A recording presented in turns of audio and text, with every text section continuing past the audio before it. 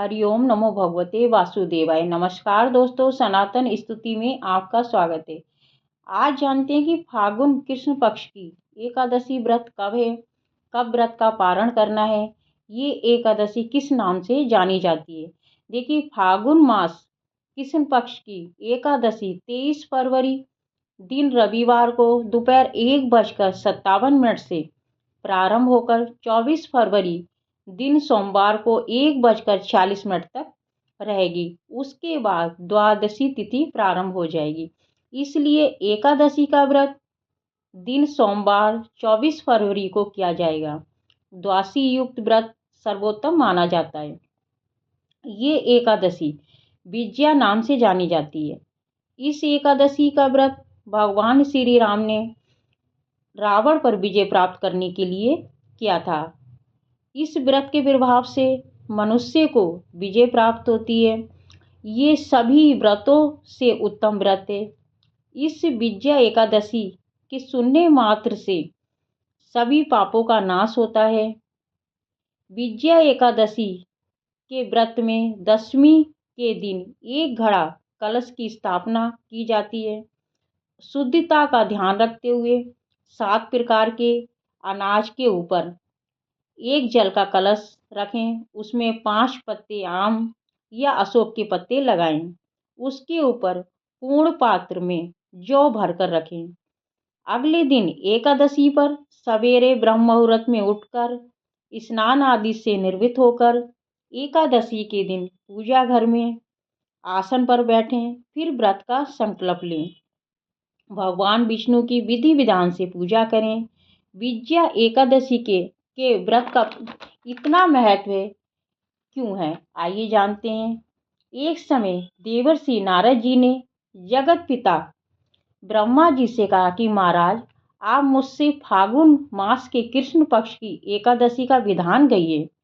ब्रह्मा जी कहने लगे, हे नारद, विजया एकादशी का व्रत पुराने तथा नए पापों का नाश करने वाला है।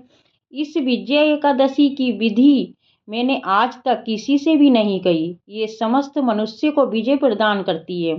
त्रेता युग में मर्यादा पुरुषोत्तम श्री रामचंद्र जी को जब 14 वर्ष का वनवास हो गया, तब वे श्री लक्ष्मण तथा सीता जी सहित पंचवटी में निवास करने लगे।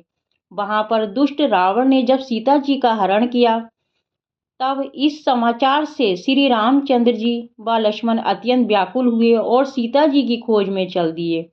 घूमते घूमते जब वे मरणासन जटायु के पास पहुंचे, तो जटायु ने उन्हें सीता जी का वृत्तांत सुनाकर स्वर्गलोक को चला गया। कुछ आगे जाकर उनकी सुग्रीव से मित्रता हुई। बाली का वध किया। हनुमान जी ने लंका में जाकर सीता जी का पता लगाया। उनसे श्री रामचंद्र जी और सुग्रीव की मित्रता का वर्णन किया। वहां से लौटकर हनुमान जी ने भगवान राम के पास आकर सब समाचार कहे। श्री रामचंद्र जी ने वानर सेना सहित सुग्रीव की सम्मति से लंका को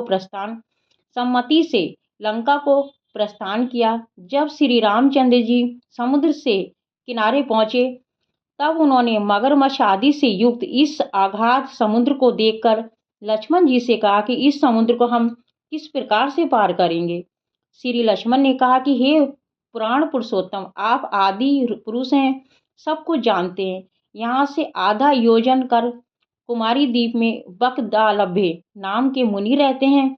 उन्होंने अनेक ब्रह्मा देखे हैं। आप उनके पास जाकर इसका उपाय पूछिए। लक्ष्मण जी के इस प्रकार के वचन सुनकर श्री रामचंद्र जी बकलादव्य ऋषि के पास गए और उनको प्रणाम करके बैठ गए।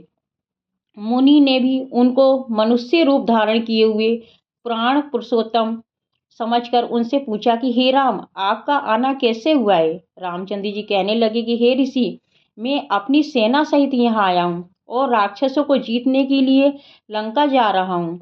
आप कृपा करके समुद्र पार करने का कोई उपाय बताइए। मैं इसी कारण आपके पास आया हूँ।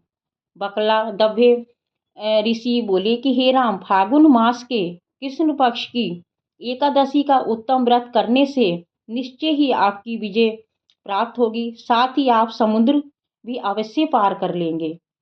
इस प्रकार से भगवान राम ने इस व्रत को किया और बकलादव्य ऋषि श्री रामचंद्र जी को इस एकादशी का विधान बतलाया।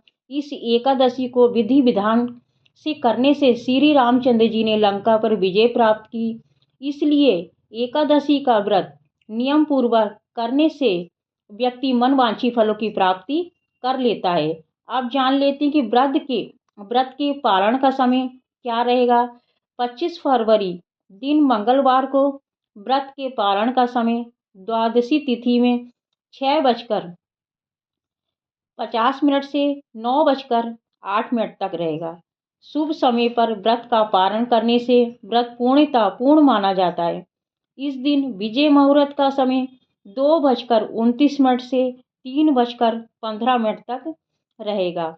गोधूली बेला का समय शाम 6:15 से 6:40 तक रहेगा। रात्रि निशिता काल का समय 12:09 से 12:59 तक रहेगा। इस समय तक रात्रि जागरण करना बहुत ही शुभ फलों की प्राप्ति कराएगा। आज के लिए बस इतना ही। वीडियो अच्छा लगे तो लाइक शेयर जरूर करें। चैनल पर पहली बार हैं तो सब्सक्राइब जरूर कर लें।